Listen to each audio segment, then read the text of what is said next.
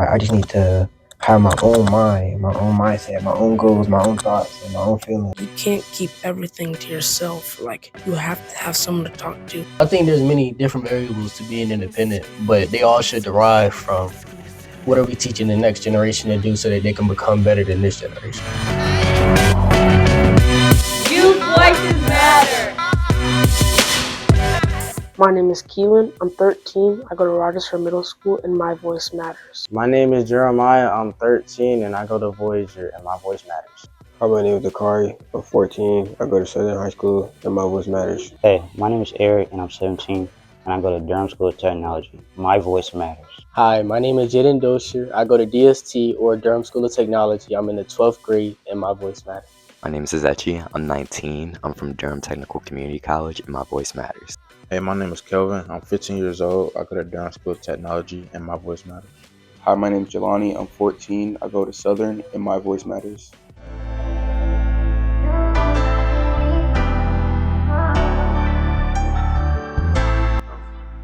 Alright, okay.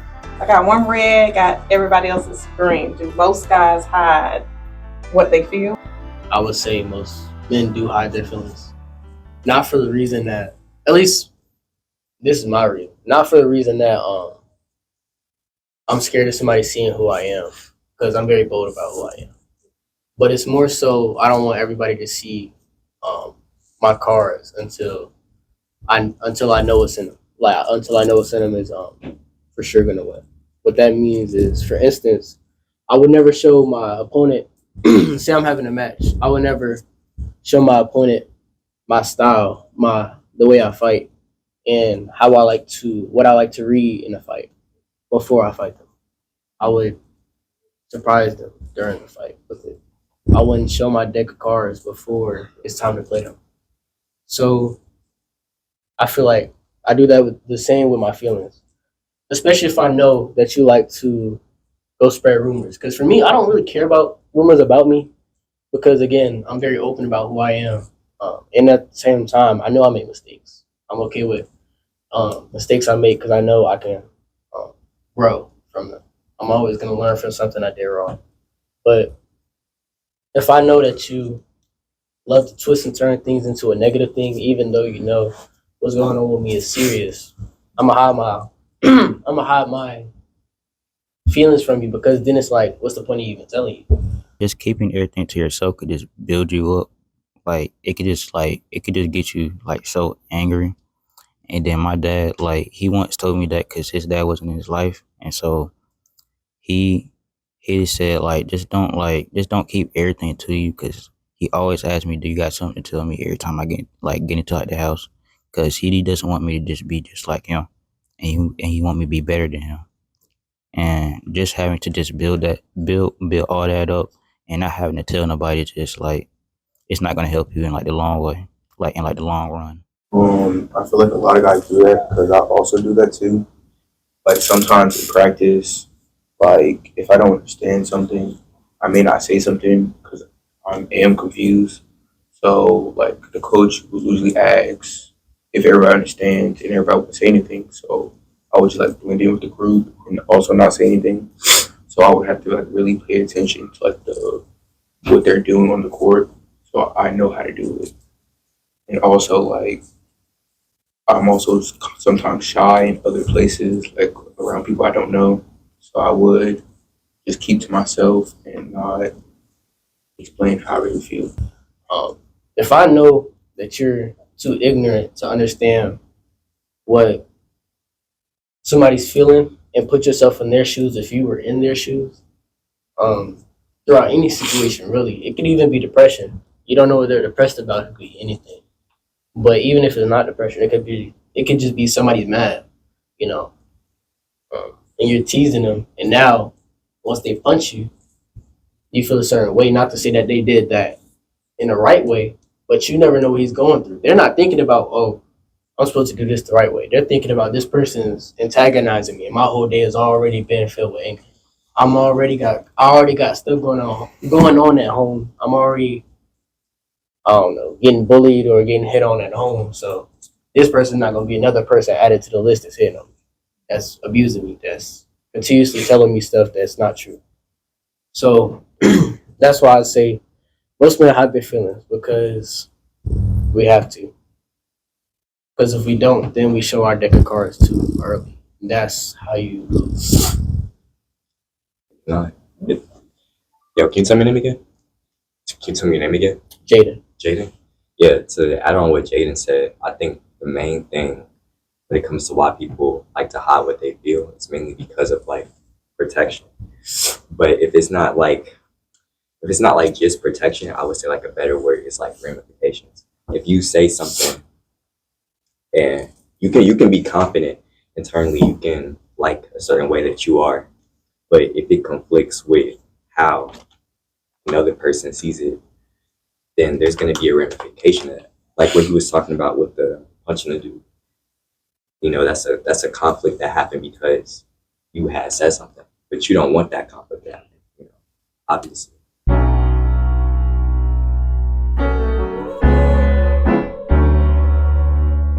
Socially, I feel like it impacted me.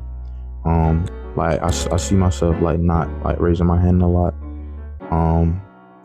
Like I know the answer. Like most of the time, I know the answer, and like I just don't raise my hand. And then also like I don't go outside as much as I used to. Like I play the game inside like I did in 2020. Like I don't go out. I still go outside, but just not as much as I used to. Like seeing my friends. Because like I was just so used to staying inside. I did move to a whole nother state, so I didn't know anybody there, and it was still COVID time. So I was nervous to go back into school because everyone already came from elementary school into middle school with each other, and I didn't have anybody.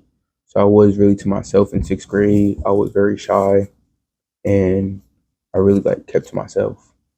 And also like before COVID, I used to go outside a lot and play basketball, go to my friend's house, walk to the park. And like right after COVID wasn't as serious, I really wasn't doing that. I would like just sit in the house like I used to when COVID was here and play the game. And also like I had to build up my friends, which was like really hard for me. I would definitely say that COVID changed my life because I actually had it in 3rd grade, and online school was rough because, like, I mean, I had lots of distractions, and it was harder, like, navigating all the Zoom links, like, make sure the devices were all charged, like, recess or whatever, we had, like, I guess, at-home recess or something. And it was all kind of crazy stuff going on during COVID and at school. Like when I was home, like sick, it did not feel good. It impacted me like I say like socially. Like I'm at school now. Like not being in school, and school is more like a social place. Like a lot of people like school, talk to their friends, see their friends, but just not that, like going to class and stuff, like not wanting to answer questions, like when you feel like you know the answer, not wanting to answer questions when the teacher's asking, like stuff like that can still be something somebody still does to this day. Even though COVID was almost 6 years ago, it's still something that people deal with this day.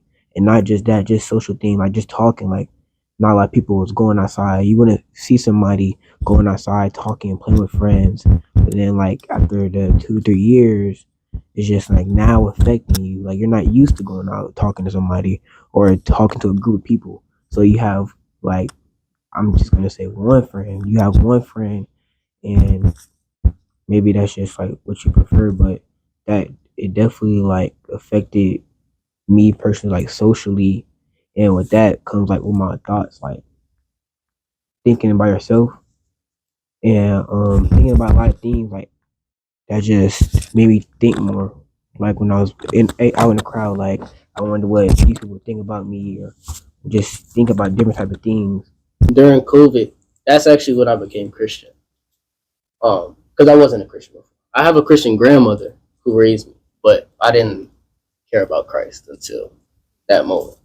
Because that was when I actually had time to sit down and read, like learn about different things, which is ironic because I was outside of school. But I feel like I learned the most things during COVID because I didn't really I couldn't go outside to, you know, not think about something after getting into a fight, or I couldn't just go back to boxing practice. I had to really sit down with myself and think, okay, what do I want to do today? And it just caused me to learn how to think and question things.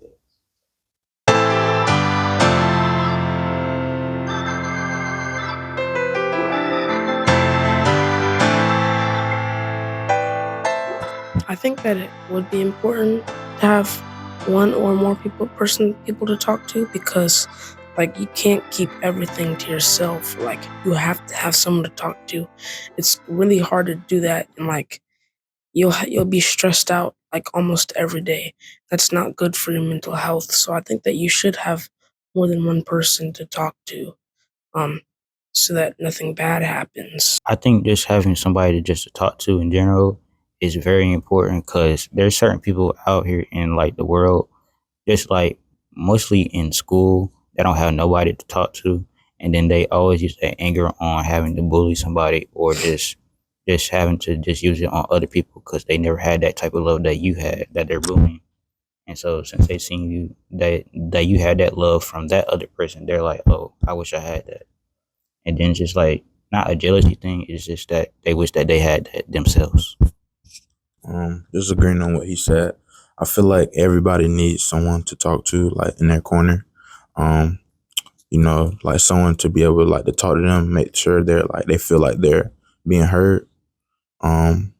It's like it doesn't have to be a family. It could be like your friends or just someone you know. Me personally, I feel like I try my best to like check on my friends, make sure they're okay. And just like make sure they have like someone they can talk to. And yeah. I also agree with that because I feel like you should have actually more than one. Because if you're in a situation where you like a girl, you might not want to speak to your mom or dad about that because you may feel embarrassed. So you should have friends to talk about that. Or if it's like a really family personal situation, you may not want to talk to your friends about that because they may laugh or you don't know how they react. But you know your family won't do that because they've been with you since you was born. In my past, like my dad always tell me like you're a black man, you going to a black man, like the world is not it's not a warming place for you to just like be messing around. Like you have to think for yourself and do all the things. So when I'm now growing up, I just think like to that like I just need to have my own mind, my own mindset, my own goals, my own thoughts, and my own feelings and stuff like that. But I feel like that right there just kind of built me like as when I was young to now.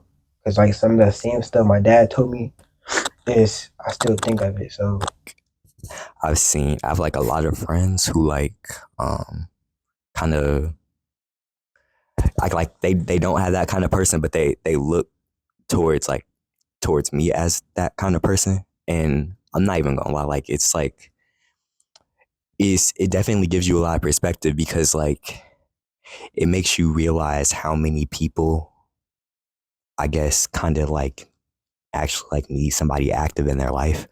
At least for me, like it gave me that perspective. And so I would say like for me personally, because of that, it's like one of the most like the things I like value the most. Like I feel like when I was talking earlier about like making sure to have people there, it was mainly because I think I've like seen what it's like not to. And so it kind of makes you kind of want to like go completely the opposite direction. But like, yeah, I personally value it a lot. I absolutely think it's important to have somebody like that in your life. For me, that's my coach. Because I don't have a father or a mother. So I did, but my father's dead and my mother's not really in my life anymore.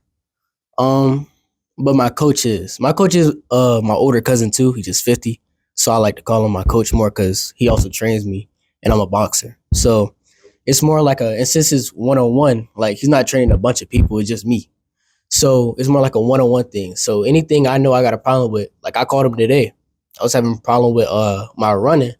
because I have like a foot injury right now. So I was asking him some things and he was like, okay, I got you. So for instance, that's just a good example of how having somebody in your life, they can honestly motivate you. You want to do good because you want them to be like, okay, you want them to tell you that you're doing good. At least for me. Like when I look at my coach, I'm like, that's somebody who I want to show that I'm capable of doing greatness because I know what he sees in me. So I think that's important.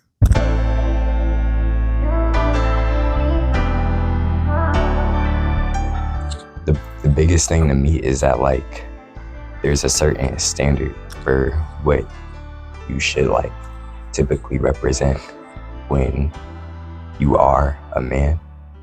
I don't think it's true, but I mean it definitely exists because I mean we all know what that looks like in our head, like a real man. Like if I say that, a certain image is gonna come to your head.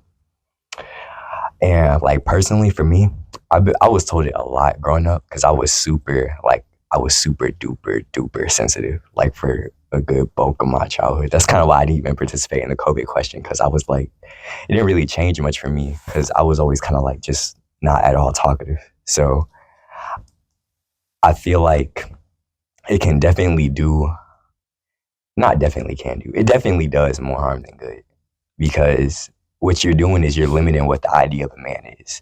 You know, you can have someone who's like a really good dad, but they're not like super I don't know, like muscular. They're not super muscular, but they're super talkative and they're super like loud, but maybe like in a flamboyant way, right? And you wouldn't typically consider that manly in like the era that we live in. But that could be someone who's still like a great parent to their kids. And that could also be someone who's a great role model to plenty of us right here, as long as they have the right values. So I think the main reason why I take issue with that is because when you're telling somebody to man up, that exists in a binary, and you're telling them to acquire certain traits that may not be suited, or usually not suited to them. And when you're doing that, you're actually making the world like a worse place, but in a small way, because there could be a bunch of people who need that kind of person's traits, and you're suppressing that. It's kind of like the thing we were talking about earlier when I was saying, like, you know, it's an expectation for you to do things on your own. Some people are probably really good at networking, right? But they don't do it because they have certain expectations. It's uncountable amount of times that I've been told to man up.